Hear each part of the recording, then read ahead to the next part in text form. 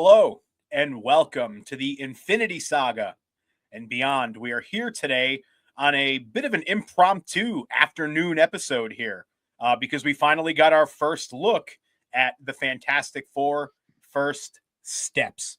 We got about a 90-second trailer. There's a lot to discuss and break down with the things that we saw. It wasn't too much, but just enough to kind of start to get our feet wet here. My name is Ron. With me today as Chris.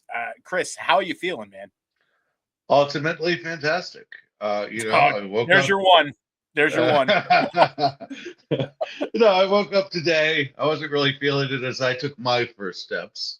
But I worked a stupid little 5 to 9, and then I watched the trailer or the teaser, whatever you want to call it, and I was pleasantly surprised. I wasn't blown off my feet, but we have some fun stuff to talk about. So I'm doing fantastic. Absolutely. So before we get into our thoughts on it and everything, now that we got the puns out of the way, So you I'm think? gonna I'm gonna read off the little.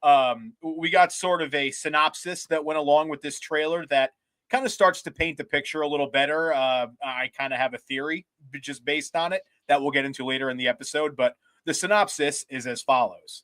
Set against the vibrant backdrop of a 1960s inspired retro futuristic world, Marvel Studios' The Fantastic Four First Steps introduces Marvel's first family, Reed Richards, Sue Storm, Johnny Storm, and Ben Grimm, as they face their most daunting challenge yet.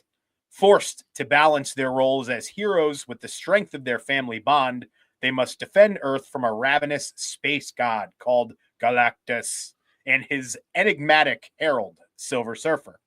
And if Galactus's plan to devour the entire planet and everyone on it weren't enough, suddenly it gets very personal. So there's even a little bit to go off of in that. We've got, a lot of shots from the trailer that we can start to piece things together with. But just kind of right off the rip here, give us your first thoughts on First Steps. Uh, I'm pleasantly surprised. First off, I'm seeing nothing that makes me question anything. Nothing that's making me pause or saying, "Wait a second."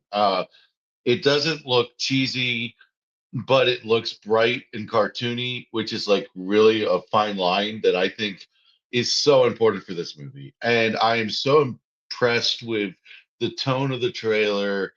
I thought the words, you got a lot of words with this. We just saw a Superman trailer with like no words except for "Crypto Take Me Home." So like to have uh this much, to go off of verbally, I was a little impressed. It was a little teaser, and I kind of got a little bit of every character. The synopsis is what you would think it would be. I, I'm pleasantly surprised. There's nothing that's making me scared. And really, after a teaser like this, that's really all I needed. Because again, I say this about all the movies we talk about. My ticket's already punched. I'm really looking for what's going to punch the ticket for a general audience fan member. So, I mean, I think this did what it was supposed to do, and that's why I'm happy. Yeah. No, I couldn't agree more. There was a lot to like. It seems like a very fun movie that also has got a pretty substantial amount of heart and the very obvious sort of overtones of family and that kind of bond that you get in basically every medium of Fantastic Four. Uh, my reaction to this, it's funny. My first reaction to it and my like fourth reaction to watching the trailer are vastly different. So I woke up today and just I watched it, still rubbing the sleep out of my eyes. And my first reaction was, oh, I wish we got a little more. Not that I thought the trailer was bad by any means. I loved everything that we saw, but there was a part of me that was like, I don't feel any more excited having seen this trailer than I was having not seen the trailer. And that's largely a testament to how excited I am for this movie. It's not to say like, oh, this didn't do anything for me. It's just my bar was so high already that this didn't do anything to push it up even more. With that said, I watched it a few more times, and after I kind of woke up a little bit, had my coffee, had a chance to kind of settle in, I found myself enjoying it a lot more. Uh, like you said, Mhm. they didn't show too much. It seems like that was sort of the plan. It was very much a teaser and not as much a trailer, which I think that is kind of what threw me off originally, because they, for days now, they've been hyping this up, and they had this whole big long like sort of event with the cast there for the reveal and everything. So I was kind of expecting we were going to get, 2.5, 3 minutes, very much akin to that first Superman trailer we got that kind of showed us a lot. It wasn't that. It was more just a sort of introduction to the universe, setting the tone, giving you an idea of how this movie's going to feel as opposed to what's actually going to be in it. And judging it through that lens, I enjoyed it a lot more, we'll say. Yeah, I definitely watched this trailer multiple times, and I think I took something out of it differently each time. I would say with with this teaser that the first thing that stood out to me was it just looks beautiful. Like it's just I'm really into the 60s setting, this futuristic 60s setting. Sounds really exciting to me. Got the kind of the Jetsons vibe to it. And I think that's something we're lacking. I think kind of the cure to superhero fatigue is show me something I haven't seen before, at a tone I haven't seen before. I'm kind of into that idea. So the thing I want for this movie to do is to really push the boundaries and be about it 100%. And I think the first time I saw this trailer, I was just like, okay, pleasantly surprised.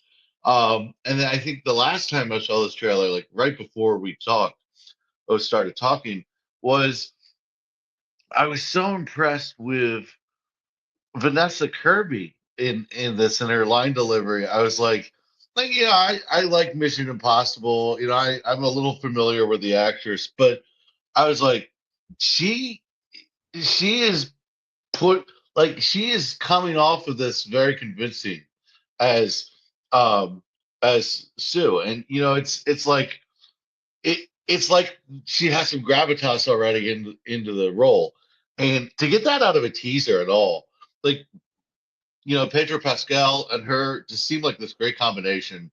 To see Johnny flying that was so cool. And we talked about it in the group chat, like we kind of wanted a little more of it. Then the time after I watched it, I was like, "Guys, I got a good bit." So for what this was, so Yeah, yeah, I think we're not normal people. We're gonna watch this teaser more than once, yeah, and I think I got what I needed to get out of it. yeah.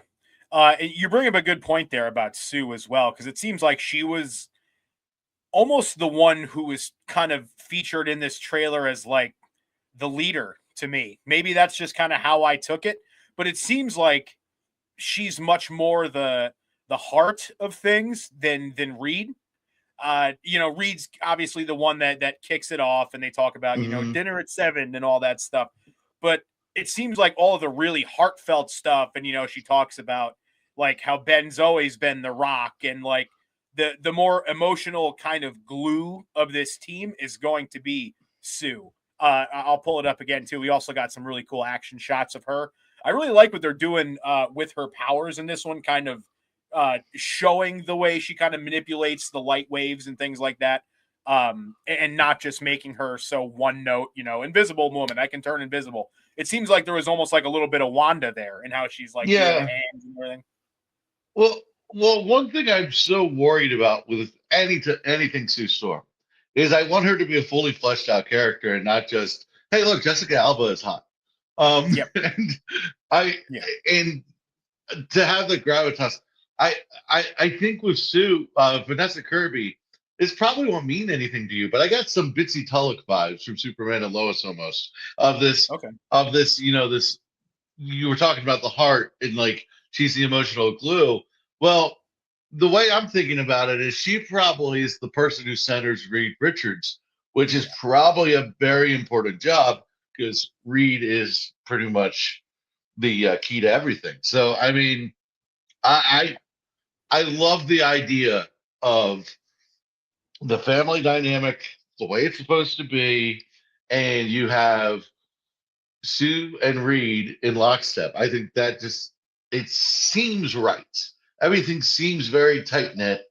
I'm excited. I mean, I I was so worried that they would try to like start them off by like, oh, they get closer together at the end of this movie. No, we don't need a movie like that. We need a movie where they are the dang Fantastic Four and they Yeah, know they are and who they are about. And I'm liking this. I like this vibe.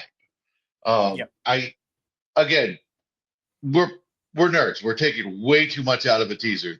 There's not this much to take out of this teaser, and we're doing it anyway. But I'm really impressed with what I'm seeing. yeah. Um, so I guess we can kind of touch on that a little bit. Talking about the family dynamic and all that stuff, because I do think they are going to be presented in this movie as that sort of model, kind of 1950s, 60s family that you see on TV, right? I think that's how they're, this isn't going to be a Fantastic Four origin story. I could see us getting Mhm. bits and pieces of that origin. As a matter of fact, it's all but confirmed because we see, Ben pre-transformation. They're on the TV and Reed's kind of got his arm around him. This is the best pilot on earth, whatever he says. So we're going to get some of that, but I think by the time we catch up with them in this movie, they're going to be well established in that world and almost be these kind of deific characters, can't do any wrong. There's no challenge that they come across that they're not going to be able to overcome until that challenge comes in the form of Until Galactus. Galactus. Galactus. And I think that's going to be a really interesting sort of thing if they choose to go that route to Hmm. come to grips with in this movie. This sort of superhero can do no wrong family that has been protecting us for years, what happens when they can't anymore, right? And this thing is Yep. coming to eat our world. And my theory is that he is going to eat their world, and that's going to be what is sort of the catalyst for Oh, them. Yeah, because we know that they've got to make their way into the main MCU at some point, right? I mean, this is the right. last movie. This is the last movie before Doomsday, so this has to do a lot of heavy lifting in the setup department. So I'm just kind of curious how that's going to go. Like I said, my theory is that he is going to destroy this world, and that sort of theme of coming to grips with that guilt and figuring out how the Fantastic Four figuring out how to not let what just happened to their world happen to the entire multiverse is probably going to be a pretty big theme in Doomsday. Mm. I think it's amazing though. I'm just looking at the shot. The first thought that actually comes to my mind, and it's kind of a silly thought, is that every time there's an alien invasion of any kind, it's always either over the White House or the Statue of Liberty. Yeah, It's yeah, unbelievable. They're 100 for 100 on that. But it just it's like this is kind of cliche at this point. But Galactus it's like looks really cool. attack Jacksonville or Tampa or something, Yeah, like or just like some random country. Like, what are the odds that it's like New York City? Like, wouldn't it be cool if it was just like Iowa? Yeah, Just, yeah. you know, uh, I don't know you if the know. impact would be quite the same. He's just taking Yeah. out cornfields and everything, but I Well, get what you're saying. I mean, nobody would know until the next day. But like, You just see some farmer walk out of his front door. What the hell? wow, you don't see that every day. No, but Get no, my but gun, look, Dolores. yeah, yeah, Match 22 is going to do some real damage. But oh god, but Galactus looks really cool, and I like your theory because you do have to do a lot of motion with this movie. You have to get a lot going for Doomsday, and I, I gotta say, we could see them fail a little bit as part of the story. That's especially if they're starting out like you said as these deified figures. I like that theory a lot. I think we talked about that a little bit before when we had the live reaction from Comic Con. Yeah. But Yeah. I guess also kind of while we're on Galactus, I'll give my other theory that I mentioned as I was reading the sort of premise here. So it says if Galactus's plan to devour the entire planet and everyone on it weren't bad enough, it suddenly gets very personal.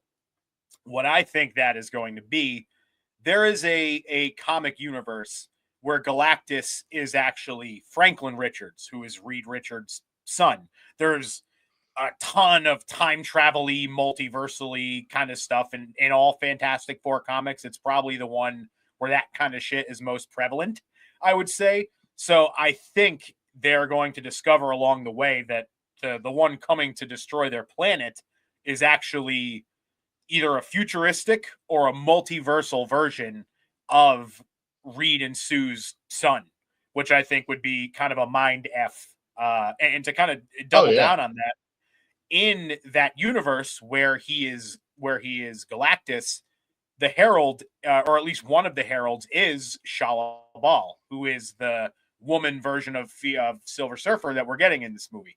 So I think that's going to be where they go lines with up. it. Yeah, and I go back and forth because Franklin's also very integral in Secret Wars. So he's going to have to be, the main version of him is going to have to be introduced at some point here too. I don't know if it's going to be a thing where like during the movie, like it's revealed that Sue is pregnant or something like that, but there's going to have to be a way to get the kids, Franklin and Valeria, into this movie in some way, whether it's a post credit or something. But I think that would be kind of a cool way to get that going. Yeah. You feeling ghoulish over there? You're getting excited, and Yeah, yeah, I'm stumbling I over like my it. words. Yeah. No, All right. So you thought the puns were done. They're not done. The puns never go away. I guess But not. So yeah, well, that's just my theory. We'll maybe discuss it a little more when we get Jordan on here and we do our full breakdown of all the Super Bowl mhm. week trailers because they're not even really Super Bowl trailers anymore. But I guess we'll move on to the Ben Grimm of it all because I know this is something that you really liked in terms of the design and the voice and things like that. Oh, I'm I all for it. personally, yeah, I love the design. The voice kind of threw me off a little bit, but just kind of give us your thoughts first. Your first time seeing this version of Ben Grimm. Okay, so the only problem I have with the look is he kind of looks like a payday bar. Um, but I think it looks like it's supposed to look. If we're being like all jokes aside, I think it look. It's CGI, but you kind of have to do it. And I think like the face is freaking perfect. Like the big eyebrow. That's perfect. That's Um, Jack Kirby it's to a T right yeah, there. oh, absolutely. It's what it's supposed to look like. And I think the thing I like about it most though is the voice. I love just you know, it, the fact that I wasn't expecting that. I think it helped me enjoy that. Um, and I think it makes him. I think it's going to make him seem more like a person and get to more what's inside under the rock. Uh, uh, I think it's going to personalize him in a way that the other movies didn't. He's not going to be this freak show that belongs at the circus. He's going to be his own person. This is who he is, and I like that idea. And when he's like, I just want to put some garlic in there. Not that it didn't taste good. I like that. Just That add a little zip. it's well, it's the perfect amount of personality for a teaser. Like I feel like we got a little bit of everybody's personality in this trailer. Reed, very put together and confident. We talked about Sue being the emotional glue and really supportive and strong. And the thing, he's just himself. He's just very comfortable in his own skin, it seems like. And Johnny's like flying off. He's Johnny, is what they said. Like I love it. So, I don't have this deep rooted connection with the Fantastic Four. It's always something that's been around. I like the Fantastic Four. I think I'm in a very similar spot for that you are with Superman, whereas it's not your thing, but you're excited about it.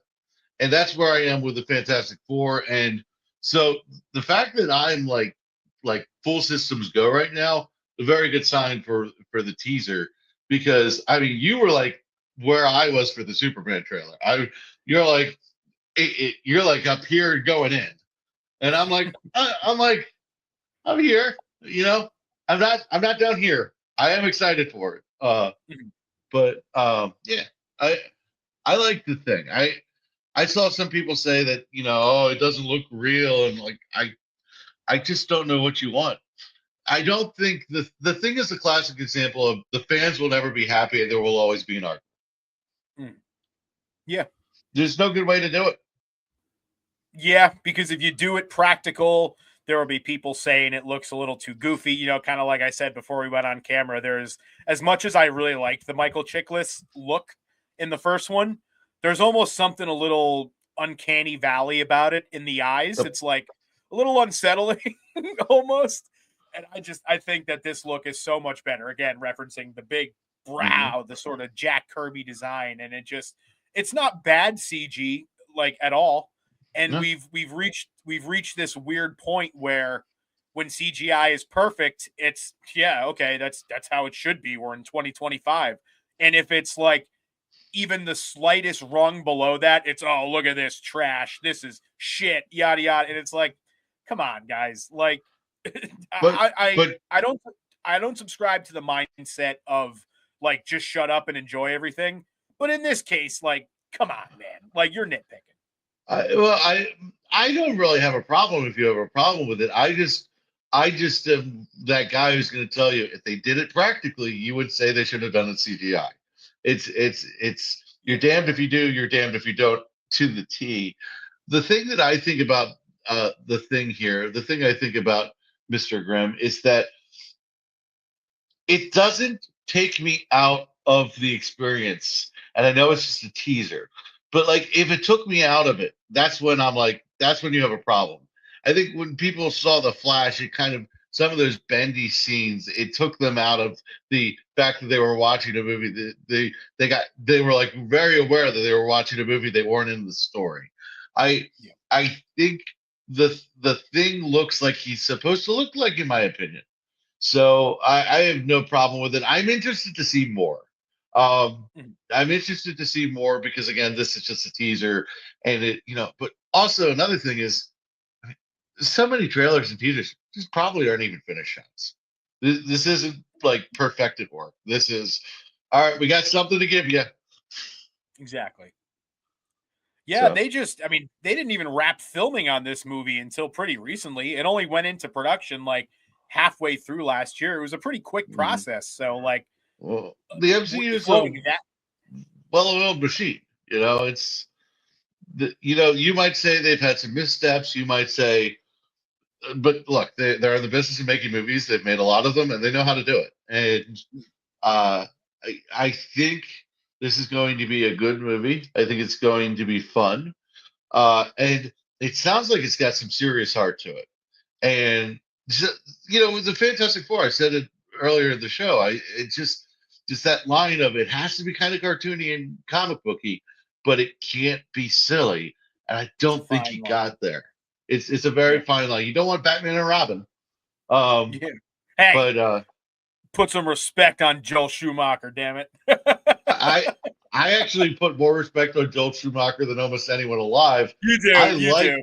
I You do. like I like Batman Forever a lot, but that's for a different podcast. I would never know about the musical genius that is Seal if it wasn't for those movies. So, like you said, different podcast. While we're on the topic of CGI, though, there is one thing that uh, I think was notable by omission. So we see, I popped up the picture of Sue Storm's powers. We saw the shot of Johnny flying through New York. We see Ben Grimm kind of running down the street in action. The only power set that we don't really see in this trailer is Reed. And I'm curious if that was just we don't want to give you everyone's powers in the first trailer, or if it's we're not 100% confident in how this looks yet. Because the one thing about, or not the one, there's a lot of things about those first two Fantastic Four movies that weren't great, but the one thing that for me kind of took me out of it sometimes was the CGI on Reed's Uh-huh. sort of elasticity and like Yep. how it looked kind of goofy. So I have a little bit of pause. I don't even know if I'd call it pause, Let's but just say that they couldn't stretch it for this one. yep. but but but I'm just I hope it's not the case where it's like, yeah, we're still not confident and we don't know how this is going to look on screen, as much as it's just a hey, let's save some of the more cool stuff for a future trailer or just for the movie itself. What do you think? I think it's something that I think it's something you're not going to see for the movie. I really, I think with this, it's their ace in the hole. It's the number one thing that has to look right. I, I, I think they're probably, if there's a shot they're still working on, it's probably one of his scenes with that. So that would be my argument. I don't think you're going to see it till the film. Yeah, yeah, I would probably agree as well. Plus, I think it looked as much as I wasn't really a fan of the John Krasinski read in Multiverse of Madness. I think the look was okay and the powers looked all right. So I'm kind of hanging I, my hat on that and hoping for the best. I also think people know his powers the best. Like if you just like polled the general audience, what powers does Mr. Fantastic have? More than not could tell you he stretches. Or Yeah, something like that, right? Um, yeah, or I think, and he's also part of his power is his genius level intellect. So but the other ones, it's like they might need a refresher. yeah, yeah. So So we'll see. We'll see how that goes. Just got a couple more things here we got to touch on. We'll start with John Malkovich finally, kind of making his MCU debut here. And there's been some discourse in terms of who this character is going to be. When he was first announced, the big kind of sentiment going around was that he was going to be Mole Man. That doesn't look very Mole Man to me. Another one going around today that I see from a lot of people that I'm really only giving one person credit for this one, and it's our buddy MT because he tweeted this like months ago, long before I see everyone pretending that it was their take today. A character called Red Ghost, Ivan Kragoff.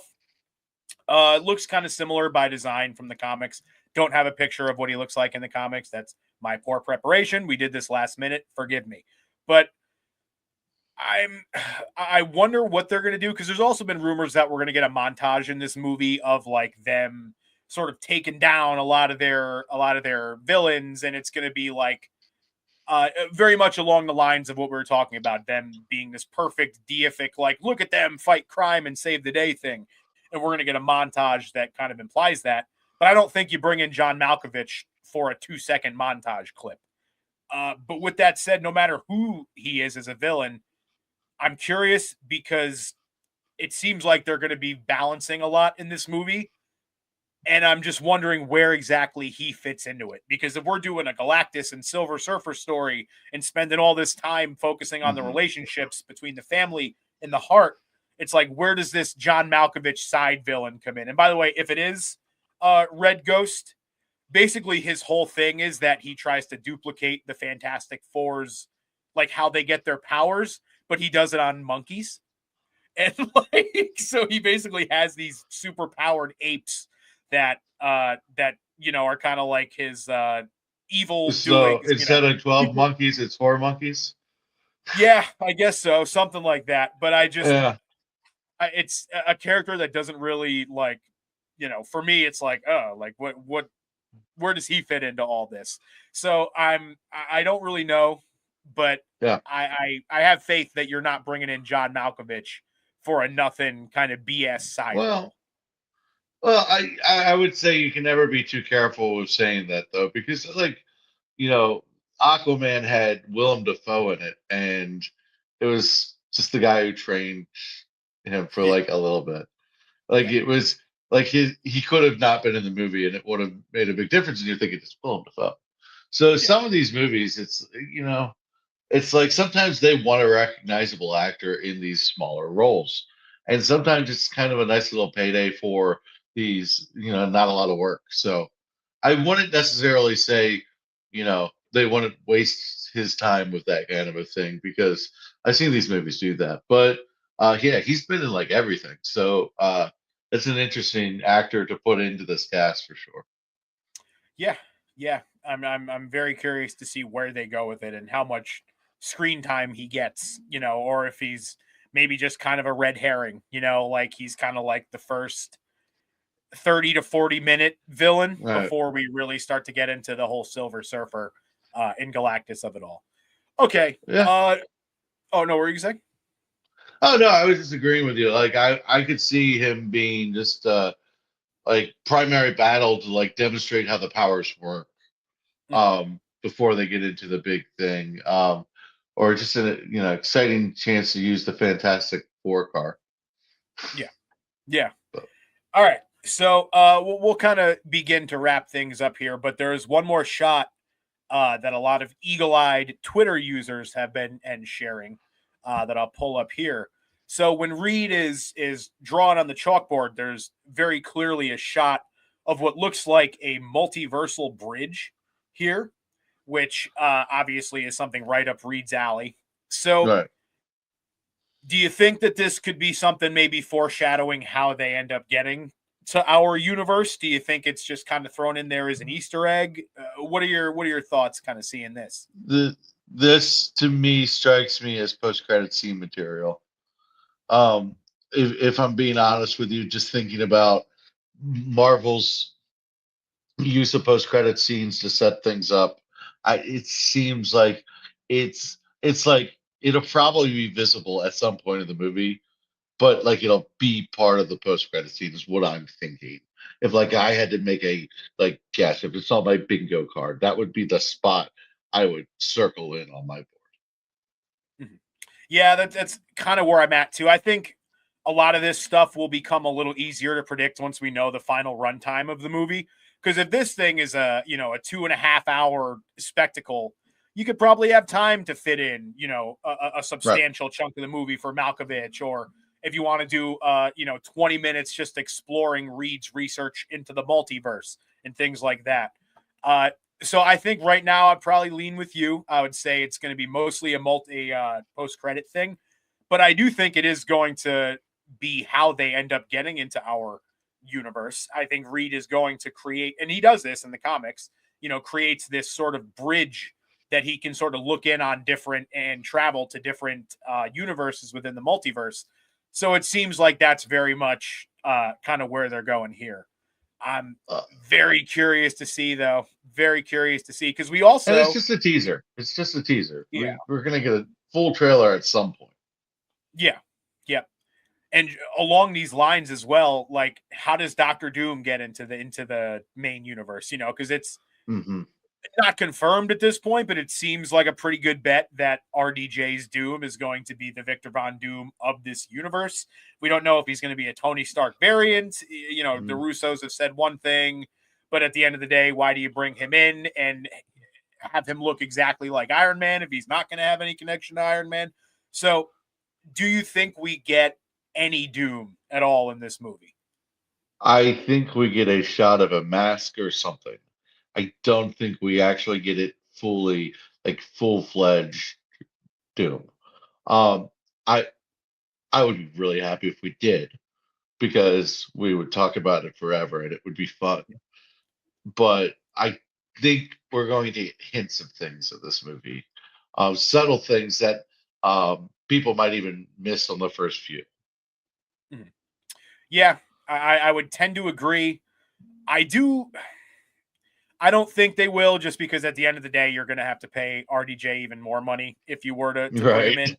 But I would love to see some of that relationship between him and Reed that we get in the comics that's so well established and really sets up why Doom is the way he is and why he sort of targets the Fantastic Four in the way that he does. You can Again, I set don't some think of we're. that up and without him being there. You really can. Like a quick Yeah, little reference here or a memory or something. Like you can set some things in motion without the big like I don't want to say reveal because we kind of already know, but like without the big show.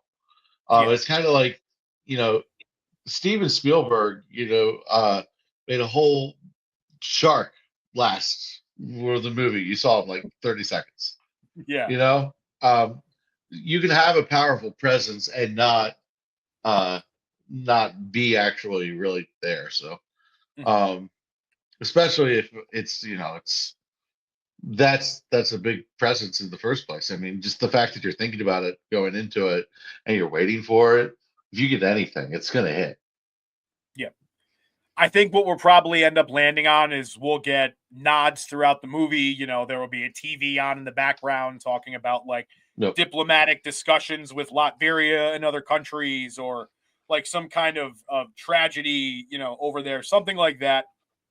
But we'll get a shot in the post credits of, like you said, just him in the mask, mainly because they don't want to show RDJ's likeness and have to pay him again. So if you could just kind of get a Hmm. stand in and just, And you don't want to have him. waste like you don't want to waste a movie appearance either. You Exactly. know, it's like a throwaway. You don't want to do that. And unpopular opinion, I'm kind of rooting for somewhere around 2 hours for the. I actually think with these movies, I find that the closer they are to 2 hours, if it's well paced and the story is good, I'm good. The only time I want more is if I walk out of the theater and say there was more story, there's story left on the table. Mhm, That's the only time I ever want more than like 2 hours, 10 minutes. mhm. Um, Especially because I have to hold it in while I'm in the theater, and the older I get, the worse that is. You know, Age gets bigger, bladder gets smaller. I know the feeling. like you start to regret getting that icy. Like as you get near the third act, you're like, darn it, and you're just sitting there, and you're just like, you're not going to get up, but you're like, I don't want to. And I then you got do. post credit scenes, so it's I will admit I do hope this one is a little closer to that 2:30 mark, just because it has to do all of that heavy lifting we mentioned. Like, if this is just entirely in itself just a standalone, I don't want to say standalone because we know it's not going to be entirely standalone, but just a very condensed, is, in itself kind of story, I think that would be the wrong move. Just knowing that it's the last movie we're getting before Doomsday, it's got to do some setting up, and especially showing that sort of multiversal bridge that we saw. It seems like they're going to spend at least a decent amount of time sort of getting into the physics of that all, and sort of Reed being our teacher into how this is possible from a physical standpoint, not just the TVA kind of craziness that we've seen so far. So knowing that, and knowing that they're probably going to spend a good amount of time on this Malkovich villain, whoever he is, I hope we get a little closer to that 2:30 mark. If you go over it, that's kind of starting to get a little overkill. But maybe 2:20, 2:25. Like, I think that would be perfect. it's always story dependent, but I feel like if you tell the story well, 2 hours usually is the mark. There are exceptions. I mean, everybody knows how much I love the Batman, and that movie Yeah.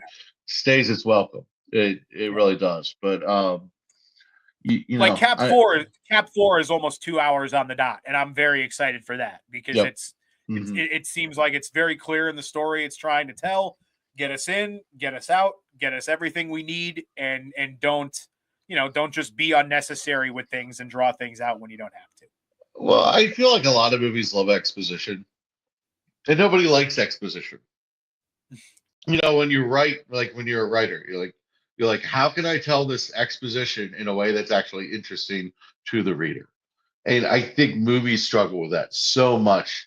But when you have some of these movies where you kind of know the story and you kind of know the characters coming in, I don't think you need to do all that exposition. I think that's why origin stories have kind of gone out the wayside, is because you don't really need them. You can have character moments, flashbacks, and stuff, but like you don't want to sink them in like, oh well, this is everything you need to know about the Fantastic Four. You know how much there is to know about the Fantastic Four? It's a lot. So, just let's have a good time with them in this story. Yeah, couldn't have Yeah. said it any better. I think that's probably a good point to Nice leave us little off button. on for the yeah. But just before we get out of here, just give us a quick 1 out of 10. What'd you think of the teaser, and did it elevate your excitement level? I'm gonna say 7 out of 10 for the teaser. I was expecting maybe a little longer. I was expecting a little more, but I liked what I saw. It was a very inoffensive, very unproblematic trailer. I'm not wowed to the point where I'm jumping up and going, "Let's go!" But I'm also not like dogging it and wasting my time with negativity on the internet for it. So I'd say 7 out of 10 seems about Yeah, we've been agreeing a lot in this episode because that was right. It exactly doesn't what I make was. the most compelling like podcast, I but know. like yeah, uh, like I'm trying to come up with some arguments here for you, but you can't manufacture them, you know. No, absolutely. And Yeah, there's plenty of times where we don't agree on things on the shows and stuff. So we just, yeah, we got to be genuine. But yeah. I'm 100% in lockstep with you here. I had 7 out of 10. I laid out my thoughts on, wanted a little more, but once you get past that and you watch it a second and a third time and you're just looking at the details for what they are, it Hmm. was a really, really fun teaser. And definitely left me wanting more, we'll say. The last thing I will say Mhm. is that it made me want Brave New World to be here right now. Yeah, It yeah. was Well, like we're I close. was like I was like, give me some more comic book goodness. You know, I'm probably gonna read some comics today because I'm like, I'm in the mood. Like this is, I'm like, come on. This is, Yep, getting me going for comic book property stuff. So I'm excited. 100%. 100%. It's that kind of a It day. is Oh, yeah. it Two is the thumbs up. year of the superhero, the year of the superhero rebirth. Look, We're finally here. It was a long year, 2024, and we got some stuff obviously. We got Deadpool and Penguin and that stuff, but largely mhm, a lot of waiting for this year and a lot of speculation, and we are here. There is so much coming up that is just going to yeah. be absolutely incredible. And buckle up because it's only going to get crazier To from here. put it in Super Bowl terms, because the Super Bowl's coming right up. 2024 was the Atlanta Falcons going up big. Um, and 2025 is the comeback for the superhero genre. It's Yeah, like how are they getting the game-winning score here? They're just gonna. Um, that's where I am with 2025. I think it's the year of superhero resurgence, and I think it's quite selfishly, I think it's the year of Superman. But July is going to be so fun because I'm thinking I'm going to be in the theater 4 or 5 times in July. I'm like, I have to save up for July. Like this is yeah, weird. Like I don't have a summer class this year, so I have to save up for July. yeah. Let alone not just the tickets alone, but then you start looking at the popcorn buckets we're going Popcorn, to the get, and ices. Yep. well, and the Uh, collectible stuff we're going to be getting. There's oh my going to be goodness. awesome popcorn. Yeah, just get the wallet ready, man. It has no clue what's coming. Do you have any idea what the Fantastic Four popcorn bucket should be? Something? Any ideas on that? I think it's probably going to be a Galactus head, as it should be. It Yeah, seems yeah. like the sort of go to when it comes It's like the to right the shape too. yeah, yeah. You're gonna stick your hand right in the top of Yeah. it, and it seems like helmets are like a go to. Like the or helmets slash cowls. Like I got the Wolverine one over there, the I Captain could see the America one. car. Yeah, I could see the uh, car being the bucket, but yeah. I could see that as well. And they usually release a few. Like Cinemark Yeah. will have one, AMC will have one, Regal will have one. So there will be a few different designs. I could Uh-huh. definitely see the car being one of them, though, for sure. Yeah. I think you're right about Galactus, but I was like, I have to throw it in there just in case it's what happens. It'll be like, I was right. Yeah. All right. Perfect. Perfect. All right. Well, thank you guys all for listening to us here today. We're gonna try to get this episode up soon, but I don't know why I said that because it will already be up by the time you're hearing it, obviously. But it was a very exciting day, and one of many that are going to be coming up for us as superhero fans. So you can follow along with us on all the social medias at TO Infinity Saga. And again, thanks again for listening, and we will catch you next time.